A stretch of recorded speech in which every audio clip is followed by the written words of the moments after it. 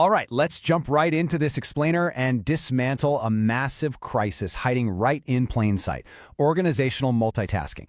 If you're a senior leader or honestly part of any busy executive team today, you're probably operating in an environment that literally encourages doing three things at once. Well, today we're looking at hard neuroscience and economic data to prove exactly why that is fundamentally breaking our focus and, spoiler alert, it's straining billions of dollars from the global economy. For all you time-poor executives out there, here's our roadmap for today.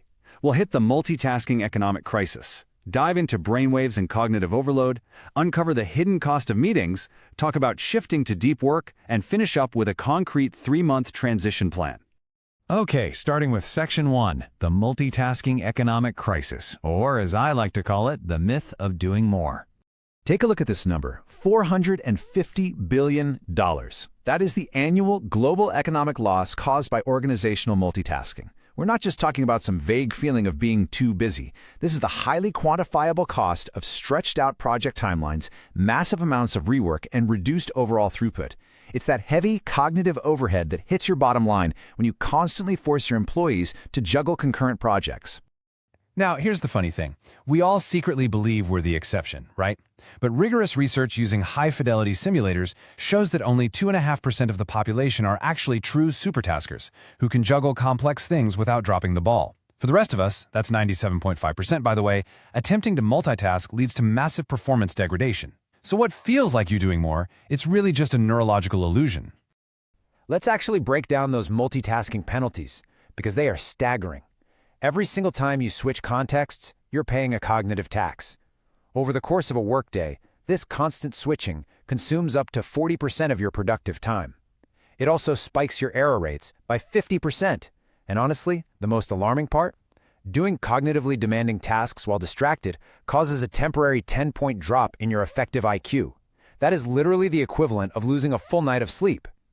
When you add it all up, these unnecessary interruptions are eating 28% of the average knowledge worker's day. All right, moving right along to Section 2, brainwaves and cognitive overload, looking at our physiological limits. Objective EEG data absolutely proves this physiological limit. As extraneous load increases, your frontal theta brainwaves surge. This biomarker is basically a warning light signaling that your anterior cingulate cortex is working overtime. Your brain's engine is redlining, kind of like revving a sports car while you're still stuck in first gear. At the exact same time, your parietal alpha drops and your P300 amplitude shrinks, which means you have totally exhausted your available resources. And here's the absolutely crucial takeaway. Your brainwaves show these signs of overload several minutes before you even consciously feel overwhelmed or start making mistakes. Your brain is hitting its processing limits way before you realize it. And that brings us to this really sticky concept known as attention residue. When you switch from, say, writing a deep strategic brief to answering a quick, high-stress email, your brain doesn't just cleanly close out that first file. Fragments of that unfinished work, that's the residue, stay completely active in your working memory. This perfectly explains why you and your executive team feel so incredibly scattered and foggy after a day of back-to-back sessions.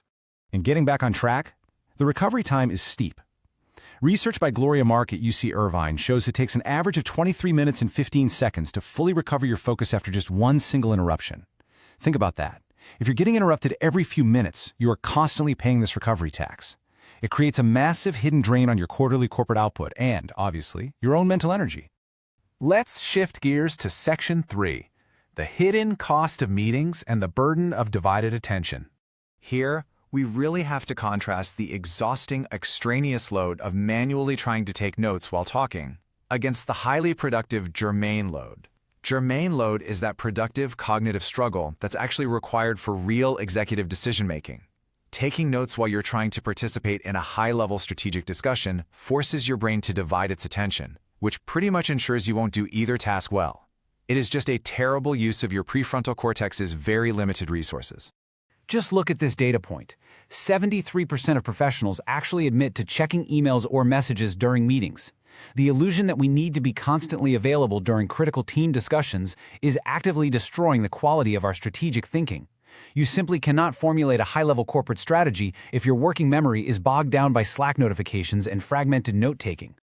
Which leads us right into Section 4, shifting to deep work and protecting those vital neural resources. So how do we fix this? We strongly recommend adopting automated AI capture tools to handle your routine meeting documentation. By letting an AI securely record, transcribe, and summarize your action items, you completely eliminate that massive dual-tasking burden during high-stakes strategy sessions. This single change frees up the executive team to practice true single-tasking, actually listening, processing, and making rapid decisions, while entirely preserving their executive function. Now, for those inevitable times when you absolutely must transition between highly demanding tasks, you can clear out that mental residue using a really simple 5-step protocol. First, capture your open loops on paper. 2, close out those unnecessary digital tabs. 3, clear your mind physically, maybe take a quick walk. 4, queue up your next document. And 5, commit to just the first action. This kind of intentional reset drastically lowers your cognitive switching frequency and protects you from that brutal mid-afternoon fatigue. Finally, we arrive at Section 5, the 3-month transition plan, where we audit meeting fatigue. We've mapped out a phased 3-month transition plan to make this actionable. In month 1, you audit your meeting loads and ruthlessly eliminate any non-essential check-ins. In month 2, you deploy automated AI documentation tools across your entire leadership team to kill manual note-taking once and for all. Then, in month 3, you track the metrics. You actually measure your reduced cognitive switching frequency and directly link that to faster, higher-quality corporate decision-making. To make sure you can really champion this shift to your colleagues, here's your bottom line summary. These are 3 high-impact points ready to go for your next board presentation. First, organizational multitasking is a genuine economic crisis, wasting billions through biological switching costs. Second, implementing AI note-taking completely removes extraneous load from your top thinkers.